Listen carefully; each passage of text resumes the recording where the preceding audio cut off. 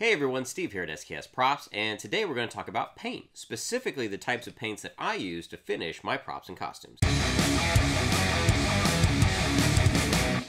Now, one of the questions that I get online almost daily is, of course, what kind of paint I use on my props and costumes. I will say that I use specifically Liquitex Heavy Body Acrylics. It's more of a personal opinion than anything else. There are lots of different paints that are out there, so don't just think that this is the only one that you can use. But before I got into props and costumes, I was an illustration major, and so in art school, this is what we were required to use, and it's just the one I've been using for the longest. Now I know what a lot of you are thinking right now is, what is this actually going to cost me? And there is going to be a pretty significant price increase when you go through these different lines. So craft paint on average at Hobby Lobby or Joann's usually goes on sale about once a month or about 40 cents per bottle. Liquitex Basic Series, depending on if you buy individual bottles or if you buy their kits, usually run you about $4 to $5 per bottle. Liquitex Heavy Body Series is going to be more on the expensive side. It's going to be about $15 to $20 per bottle. The $20 bottles, of course, being your cadmiums, your cobalts, and your currently the cadmium-free line. But the name of the game here is pigment count. A little bit of this goes a long way. Now I'm going to do a demonstration with the Liquitex Basic and the heavy body paints, and I'd also like to throw in craft paint. You can pick this up at almost any of the hobby stores as well. And I'm going to take some Bristol board, I'm going to draw some pencil lines on there and some Sharpie lines, and we're going to see how well these paints cover overall. Alright guys, for this part of the video, I'm going to enlist the help of my daughters. I have Haley and Caitlin.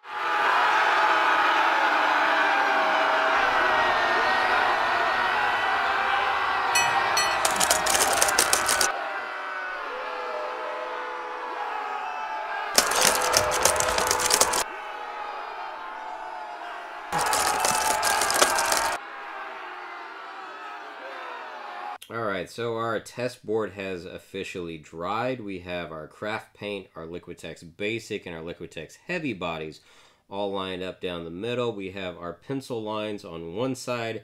We have our Sharpie lines on the other. So let's now zoom in and see how well each one of them did as far as overall coverage goes. So first off, we have craft paint down here on the bottom with our pencil lines. At first glance, it's very obvious that, yeah, the pencil lines are still very visible there. It's a lot more obvious when you move over to the Sharpie side. Basically, those craft paints did not cover at all. Moving up to the Liquitex Basic Series, they did a little bit better than the craft paint. As far as overall coverage goes, you can definitely still see the pencil line is visible there, though. Moving over to the Sharpie side, again, covers a little bit better than the craft paint, but it is still visible overall through the red, the yellow, and the blue. Moving up to the Liquitex Heavy Body Series. Now here's the difference. There is no pencil line visible at all under the cadmium red, cadmium yellow, or cobalt blue. There is just the slightest line of the Sharpie under the cadmium red and yellow. There is no Sharpie line under the blue. You can definitely tell there is a clear difference in between pigment count overall between these. And again, the pigment count is what we're concerned with. That is what's going to determine how well these paints cover all. So between the three of these, I would definitely say you have craft paint, basic paint, Liquitex Heavy Bodies. Liquitex Heavy Body is the clear winner. So we see how the craft paint, Liquitex Basic, and Liquitex Heavy Body paints all stack up next to each other when painted on Bristol board. Now a little bit different surface here is going to be for your foam. One of the most important things that you can do before you start painting on this is to seal your foam properly. What I mean by sealing it is you want to use something that's going to allow that paint to stick to the surface a little bit better and seal it off. You can use PVA glue, Mod Podge, Plasti Dip, or Creature Cast. I specifically use Plasti Dip because it's readily available here in the US.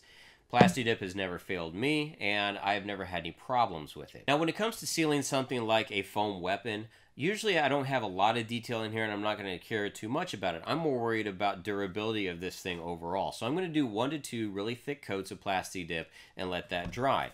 Usually, the weapons themselves, they're going to get knocked around a little bit more at a convention than your glamour pieces like your armor or your helmets. Now, when I've got something like the Theron Guard helmet here that's got a ton of detail on it that I don't want to obscure, I'm going to do Plasti Dip on here, but I'm going to do 3 to 4 really thin coats overall because I don't want to obscure all these beautiful little things that I've got going on. Now once that Plasti Dip has thoroughly dried, I will then go in with a rattle can of some kind as a primer base. And usually I'm going to pick the most basic color that I have that I'm going to start off with. This one in particular for the Theron Guard, I did the Valspar Color Radiance. Most importantly here, this is a flat. I don't use semi-gloss or gloss because the acrylics have a hard time sticking to them, and a lot of times you're going to get kind of a blotchy look overall. What I'll do with the flat is I'll actually spray on a very, very light coating, and this is going to be my base color.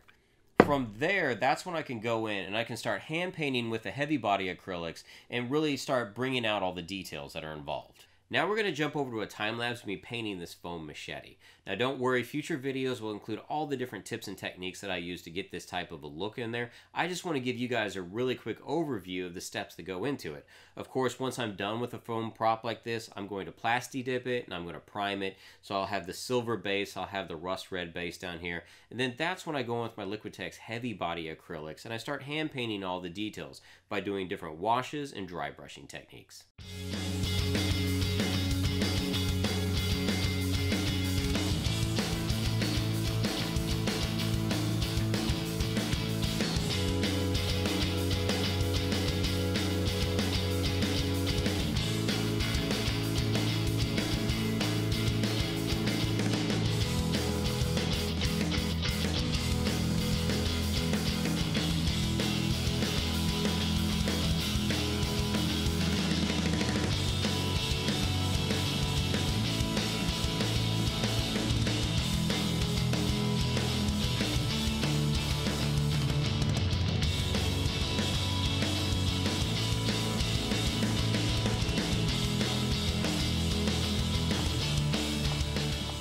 So you want to pick up a couple of Liquitex heavy body acrylics, but you go online or in the store and there are so many different options available. I want to give you a list of some of the ones that I think are kind of the best bang for the buck. First and foremost is Mars Black. Mars Black is one of those extremely versatile colors. I use it in every single prop. It is great for washes and it's very opaque for overall coverage. If you're going with metallics, Iridescent Rich Silver and Iridescent Bright Silver are two fantastic ones. Iridescent Rich Silver is designed for coverage. Iridescent Bright Silver is designed to have an additional color added to it to continue that iridescent hue. If you're going for leather and rust techniques, Raw Sienna is your go-to. And Raw Sienna, people that know me, is probably my overall favorite color because it is so versatile. It is always used in my props for leather and rust techniques. Now, if you're going with your primary colors, I would always recommend Cobalt and Cadmium. So we have Cobalt Blue, Cadmium Yellow Medium, and Cadmium Red Medium. Now, the thing that you'll probably notice when you go to the store online now is that they have a cadmium-free version out there, and that's because Liquitex is taking the cadmium out because it is not good for you. So cadmium-free may be the only version available to you if you go to the store or anywhere else right now. Now, the other thing I'd like to point out, so this is cadmium-free red medium. This is cadmium red medium hue. Those are two different types of paint. Cadmium red is designed for coverage. Cadmium red medium hue is designed to be watered down and actually act as more of a glaze to change the overall dynamic of a color that's out there. Now, these are just ones that I recommend, and of course, I will have links in the description below for you to go check them out. Once again, guys, this is just my personal opinion. I am not sponsored by Liquitex. These paints have just worked amazing for me, and I think if you give them a shot, I think they're going to do really well for you too. Now, this is a new channel for me, so if you liked it, hit the subscribe button. Of course, there's going to be all kinds of different painting techniques, cosplay stuff, art stuff, tutorial stuff coming here. So be sure to check back soon, and I'll see you next time.